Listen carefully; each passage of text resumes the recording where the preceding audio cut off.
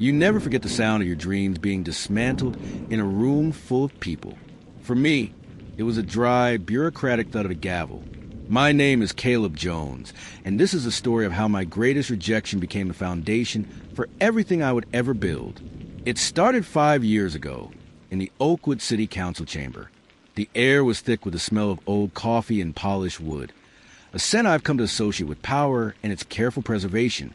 I was 24 years old, a kid from the Crestview neighborhood with a business degree I'd fought for and a proposal I'd poured my soul into. I called it the Hive. The idea was simple, beautiful, at least to me. Take the old, abandoned textile factory on the west side, a hulking symbol of the jobs and hope that had long since left our community, and transform it. It wouldn't be another soulless condo development. The Hive would be a multi-level hub, a co-working space for black and brown entrepreneurs on the ground floor, a community tech lab, and coding academy for kids on the second, and affordable studio apartments for artists and young professionals on the top. It was a blueprint for a self-sustaining ecosystem designed to stop the brain drain and create opportunity right where we were.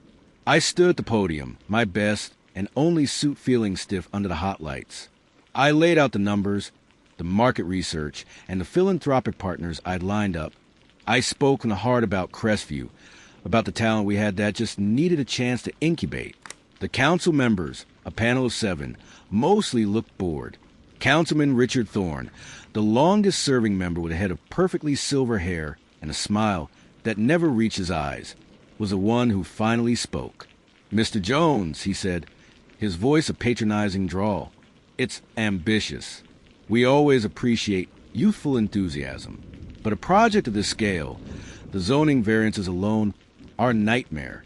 And let's be frank, the West Side lacks the infrastructure to support this kind of ecosystem. The risk to the city is substantial." One by one, the others fell in line, hiding behind a shield of bureaucratic jargon, liquidity concerns, market viability, and proven model. The subtext, however, was as clear as the disdain on some of their faces. They saw a black kid from the wrong part of town with an idea that was too big for his britches. They didn't see a visionary. They saw a liability. The vote was unanimous. 7-0, rejection. The gavel fell. That sound, it wasn't just a no. It was a door slamming shut on an entire future for my neighborhood. I walked out of that chamber, the fancy blueprints feeling like lead in my hands. The message was clear: know your place. For weeks, I was adrift. The anger was a cold, hard stone in my gut. I could have given up. I could have taken my degree and gotten a safe corporate job downtown, becoming exactly what they expected. Someone who left and never looked back. But that anger, it's a fuel. If you know how to refine it, it can power an engine. I looked at my rejection not as a full stop, but as a redirection. If they would let me build within their system, I'd build my own. A system they couldn't control, ignore, or take credit for. My first move was small, almost invisible to them. I took the seed money I'd earmarked for the Hive, and instead of a down payment on a factory, I used it to launch a digital marketing agency. I called it Veritas Solutions. Truth, it felt like a quiet rebellion. I focus on helping other small, minority-owned businesses, the ones traditional agencies overlooked, tell their stories and dominate the digital space. We were scrappy, relentless, and we understood a market the old guard was blind to. Within 2 years, Veritas wasn't just successful, it was a quiet powerhouse. We were the engine behind some of the most innovative brands coming out of the city. We made money, a lot of it, but I poured every spare dollar back into my community, not as charity, but as investment. I bought up vacant lots and turned them into community gardens and pop-up marketplaces. I funded coding boot camps in the very community centers I'd grown up in. I was building the Hive, not as a single building, but as a distributed network, brick by digital brick. Meanwhile, the city's shiny new pet project, Riverbend Commons, a luxury development the council had fast-tracked right after rejecting mine, was floundering. It was a ghost town of overpriced condos and empty retail spaces, a monument to their short-sightedness. The city's finances, tied to its success, began to teeter. The Crestview Catalyst, a much-hyped public-private partnership designed to spur development in my old neighborhood, had become a black hole, sucking in millions with nothing to show for it but architectural renderings and broken promises. The city was bleeding, and they were getting desperate. I'll never forget the day the email landed in my inbox. The subject line was, "Urgent meeting request, City Councilman Richard Thorne." A part of me wanted to delete it, to let them drown in the mess they'd made.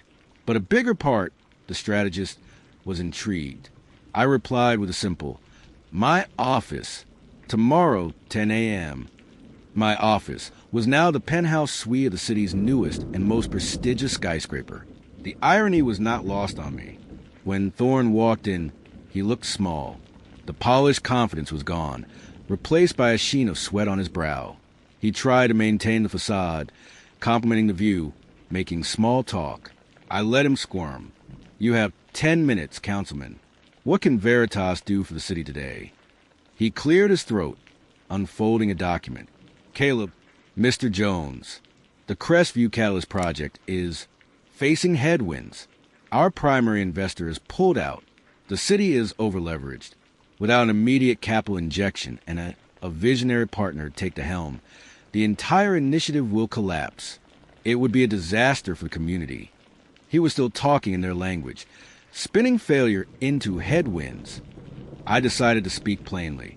"Let me understand," I said, leaning back in my chair. "The catalyst is dead. The West Side gets nothing. Again. And you've come to me, the guy with the unproven model and the youthful enthusiasm, to clean up your mess." His face flushed. "We're prepared to offer you a significant role as a consultant. Your expertise in community engagement would be invaluable." I laughed. It wasn't a cruel laugh, but a genuine one. "A consultant? Richard, you're not asking for my advice. You're begging for my money, for my brand. So let's stop pretending. If you want Veritas to save your project, then Veritas is the project. We don't consult. We lead." I laid out my terms.